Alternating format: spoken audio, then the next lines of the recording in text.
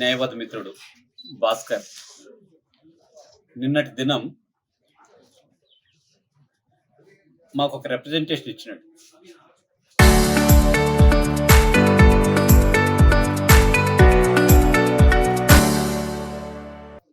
తను 2 సార్లు పీజీఆర్ఎస్ లో వాళ్ళ ఇంటి పైన దౌర్జన్యం జరిగితే పీజీఆర్ఎస్ ద్వారా 2 సార్లు ఫిర్యాదు చేశారు. అంటే పోలీసులు ప్రత్యక్షంగా ఇస్తే ఆ ఫిర్యాదును పోలీసులు స్వీకరించలేదని, వాళ్ళ ఇంటి మీదపై దౌర్జన్యం చేస్తే వాళ్ళ సీసీ కెమెరాలో రికార్డ్ అయిన విషయాలన్నింటిని కూడా ఫిర్యాదులు చేసినాడు. అంతకుముందు పోలీసుల సహాయంతో వచ్చి వాళ్ళ సంసారం ఉండే ఇండ్ల దగ్గర ప్లస్ ఆ కళ్యాణ మండపం రాధాకృష్ణ కళ్యాణ మండపం గురించి తాళం వేసినారని వాళ్ళ పైన హైకోర్టులో కూడా వేసినారని చెప్పినారు. ఇక్కడ భాస్కర్కి సంబంధించిన కేసులు యాజ్ అడ్వకేట్ గా భాస్కర్ అడ్వకేట్ గా నేను మాట్లాడడం లేదు. యాజ్ అ ప్రెసిడెంట్ గా రిప్రజెంటేషన్ వచ్చింది కాబట్టి బార్ అసోసియేషన్ ప్రెసిడెంట్ గా మాట్లాడుతూ ఉన్నాను. ఇక్కడికి వచ్చిన విషయంలో ఏంటంటే భాస్కర్ కి సంబంధించి 2 కేసులు జరుగుతాను, 2 సివిల్ కేసులు, ఇంకొకటి ఎస్ఓపి కేసు. ఈ కేసులు దాదాపు ఇప్పటికి 10 సంవత్సరాలుగా బద్వేల్ కోర్టులో నడుస్తూ ఉన్నాయి.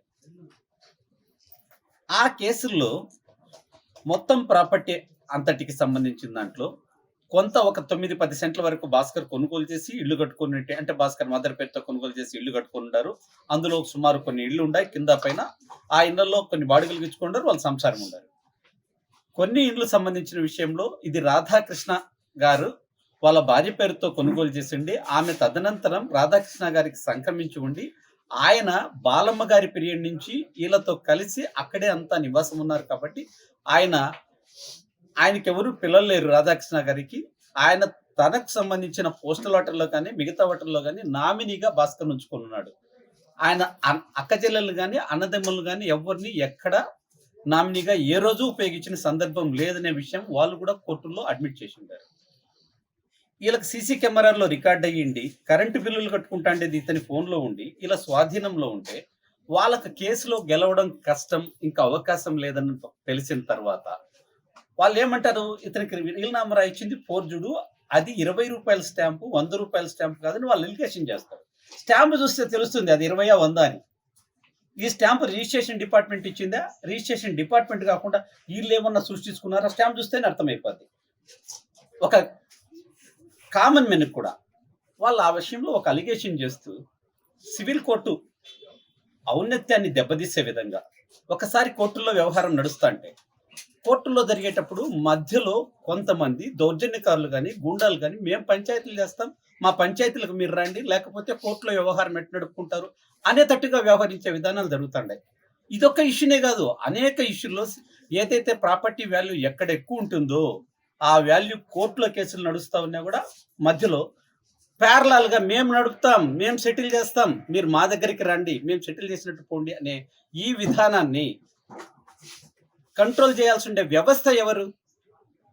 తప్పులు చేస్తే ఇటుని కంట్రోల్ చేయాల్సింది పోలీస్ వ్యవస్థ. పోలీసుల్లో చాలా మంది ఉన్నతంగా మంచి భావాలతో నడుచుకునే వాళ్ళు చాలా మంది ఉంటారు. వాళ్ళందరినీ అప్రిషియేట్ చేయాల్సిందే, వాళ్ళకి సెల్యూట్ చేయాల్సిందే. కొంతమంది అలాంటి వాళ్ళకు లాలుచి పడుతుంటారు, వాళ్ళకి సపోర్ట్ చేస్తుంటారు. వీళ్ళ డ్యూటీస్ను బాధ్యతాయుతంగా చేయకుండా నిర్లక్ష్యంగా వ్యవహరించి పరోక్షంగా వాళ్ళకి సహకరిస్తుంటారు. అలా పరోక్షంగా సహకరించడం వల్ల న్యాయ వ్యవస్థ యొక్క ఔన్నత్యాన్ని దిగజార్చడానికి ప్రజలను రక్షించాల్సిన పోలీసు వ్యవస్థే పరోక్షంగా కారణమైతే ఇంకెక్కడికి వెళ్ళాలా ప్రజలు? వాళ్ళకి ఎక్కడ న్యాయం జరుగుతుంది? పౌరులకు ఉండే ప్రాథమిక హక్కు నుంచి ఆస్తి హక్కును తొలగించిన తర్వాత అది రాజ్యాంగం ఇచ్చిన హక్కు అయింది. ఇది అతి పవిత్రమైన హక్కు, రాజ్యాంగ హక్కు, దాన్ని కాన్స్టిట్యూషనల్ రైట్ అంటారు. ఈ హక్కును కాపాడాల్సింది సివిల్ కోర్టులే. సివిల్ కోర్టులు ఉంటేనే మన స్వతంత్ర న్యాయ వ్యవస్థ పరిగణ లేకుంటుంది. సివిల్ కోర్టుల యొక్క ఔన్నత్యాన్ని తగ్గించే విధంగా బయట మీడియేషన్లు జరిగితే, బయట వాళ్ళు ఇష్టం వచ్చినట్టు సెటిల్ చేస్తే, దానికి పరోక్షంగా పోలీసులే సహకరిస్తే ఎక్కడ న్యాయం జరుగుతుంది? బోర్డుల వరకైనా సివిల్ కేసుల్లో మేము ఇన్వాల్వ్ కావాలని చెప్పడానికి బాధ్యత ఎంతవరకు నిర్వర్తిస్తాను? చిత్తశుద్ధి వాళ్ళ మనసుకు ఉండాలా, అంతరాత్మకు ఉండాలా, వాటిలో ఎంత మాత్రం సహకరిస్తానో చూసుకోవాల్సిన బాధ్యత ఉంది. ఈ విషయాన్ని ఇదొకటే కాకుండా చాలా వరకు జరుగుతుంటాయి. అందుకే న్యాయవాద మిత్రులందరికీ, రాష్ట్రంలోని న్యాయవాద మిత్రులందరికీ తెలియజేసేది ఏంటంటే, మనం కోర్టుల్లో సివిల్ కేసులు నడిపేటప్పుడు ప్యారలాల్గా ఇంకొక వ్యవస్థ అంటూ నడపడానికి కారణమయ్యే వాళ్ళపైన ఏం చర్యలు తీసుకుంటే బాగుంటుందో ఆలోచన చేయమని న్యాయవాద మిత్రులందరికీ చెప్తున్నారు. అదేవిధంగా బార్ కౌన్సిల్ మెంబర్లు రీసెంట్గా ఎలక్ట్ అయినారు, వాళ్ళందరినీ అందరం కలిసి సెలెక్ట్ చేసుకున్నాం. ఇది న్యాయవాద మిత్రులకు సివిల్ కోర్టులకు సంబంధించిన వ్యవహారం. సివిల్ కోర్టుల వ్యవహారంలో ఇంకో వ్యవస్థ మధ్యలో తయారై వాళ్ళు ఇష్టం విడిగా నియంత్రిత ధోరణితో చేసే తీరు జరగకూడదు. దాన్ని మనం కంట్రోల్ చేయాల్సిన బాధ్యతాయుతంగా చాలా పద్ధతిగా తీసుకెళ్లాల్సిన బాధ్యత న్యాయవాదులందరిపైన ఉంది. న్యాయవాదుల తరపున ఎన్నుకోబడ్డ బార్ కౌన్సిల్ మెంబర్ల తరపున ఉంది, బార్ అసోసియేషన్ ప్రెసిడెంట్ల తరపున ఉంది. మనం ఇట్లా చేస్తేనే మనం కోర్టుల యొక్క ఔన్నత్యాన్ని కాపాడడానికి మనం కారణమవుతాం, ప్రజల్లో నమ్మకాన్ని కలిగించిన వాళ్ళు అవుతాం. ఇప్పటికే ప్రజలు సివిల్ కోర్టులకు రావాలంటే చివరి ఆప్షన్ ఎన్నుకుంటాండారు. కోర్టులకు పోతే ఆలస్యం అవుతుంది, మధ్యలో ఇట్లా దళాలు వస్తుంటారు, వాళ్ళ ఇష్టం వచ్చినట్టు వ్యవస్థను వాళ్ళ చేతుల్లోకి తీసుకుంటారు. దీన్ని మనం నడపలేకపోతాం. ఎందుకు?